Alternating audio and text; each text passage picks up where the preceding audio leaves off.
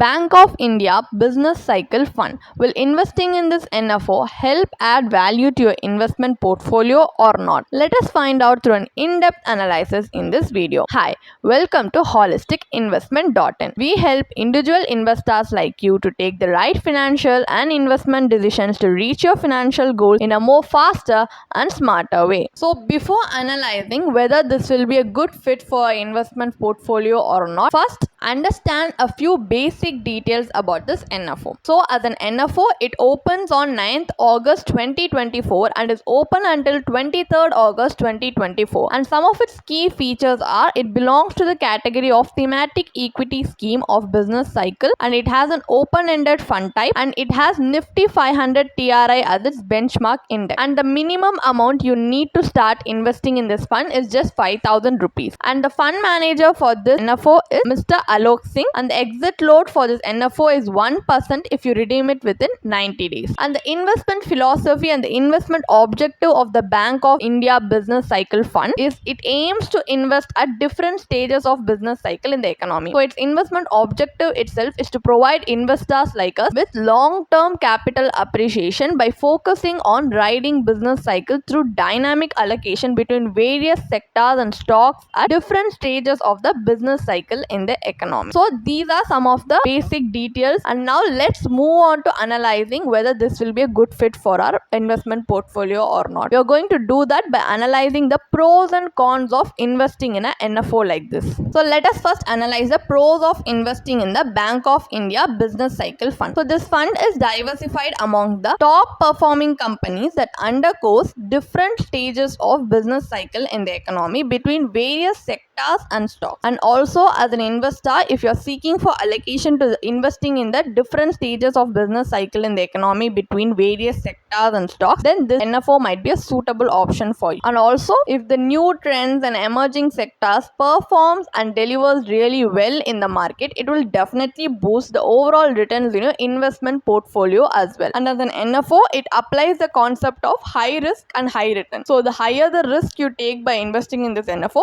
potentially the higher the return you can get from this NFO. This might be suitable for an aggressive investor who are bullish on the investing in the different stages of business cycle in the economy between various sectors and stocks. So these are some of the pros of investing in this NFO. Now let's move on to the cons of investing in this NFO. So as we can see, this NFO applies the high risk and high return concept, which means as it predominantly invests in equity and equity related stocks and instruments, definitely the market cycle is highly unpredictable in the short term period. So if you're a short term investor who wants to invest to achieve your short term financial goals, then it will be riskier for you to invest in this NFO, because in short term it is highly unpredictable to how the market will react and perform. So it can go through a period of a high in one place and low again, and even where there is no return, and even to a extent of going through a period of negative returns. So we do not know how unpredictable we can time the market. It's highly unpredictable. Whereas in long term, at least if you invest in it for a 7 to 10 years, the market cycle would also get completed and be a little bit more stable in providing return. But in short term, it is really risky, so it's better to avoid. And also this fund is not suitable for your core investment portfolio, because as an NFO, we still do not know how it's going to perform in the market. We do not have the proper track record and research to take a calculated risk. So without all this, if you take blind risk by investing in this portfolio and add it to your core investment portfolio, it can definitely impact the returns in your core investment portfolio also if it performs really poorly. Because just because this is trending now or this theme is performing highly doesn't mean that not all new trends and emerging sectors translate into stock market returns. So what will happen is you might even overexpose your portfolio to negative triggers. And if you compare this with a diversified fund, it is not that flexible and dynamic, as it only invests surrounding the different stages of the business economy. So it can even add more volatility to your investment portfolio, as it has high concentration risk. So especially if the new trend and emerging sector like this underperform in the market, it can definitely impact the overall returns in your investment portfolio. Because to invest in a thematic NFO like this, the timing and circle of competence should be on your side for you to potentially reap the gains. So it's highly risky, and so these are the cons of investing in this fund. You need to factor these potential risks also while choosing to invest in this. What is the final takeaway from our analysis? Should we invest in the Bank of India Business Cycle Fund NFO NFO or not? Will this be a suitable fit for an investment portfolio or not? From our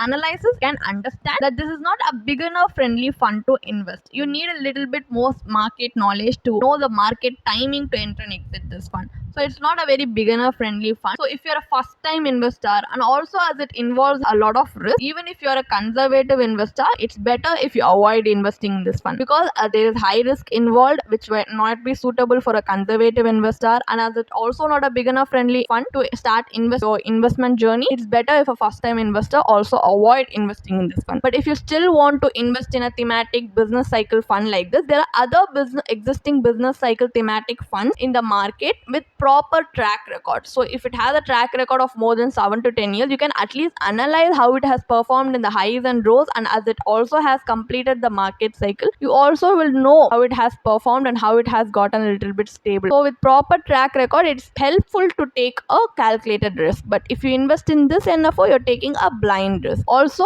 as we do not have the proper track record and research about this fund, it is not suitable to invest in your core portfolio. But if you still want to invest in this fund just to see how it will perform, you can invest it through your satellite portfolio when you have excess money which you can spend on things you wish. So if you have surplus money and you still want to invest to see how it performs, then you can invest it through your satellite portfolio with a minimal investment. Like the minimal investment for this NFO is just 5,000 rupees. So you can choose to start investing in it through a minimal investment for an experimental basis. So you can do that, but to invest it through a core portfolio is not recommended because it will not be suitable. It's better if you avoid investing through your core investment portfolio. And also, as it is a thematic fund, you need to know the market timing on when to enter and exit from a business cycle fund to properly reap the gains, or to at least you should know when to enter and exit the fund to potentially gain back what you invest. But if you do not have that kind of sufficient knowledge, then it's highly risky, so it might not be suitable for you to invest in it also. And if you're still having doubts whether investing in this will be a good fit for you or not, it definitely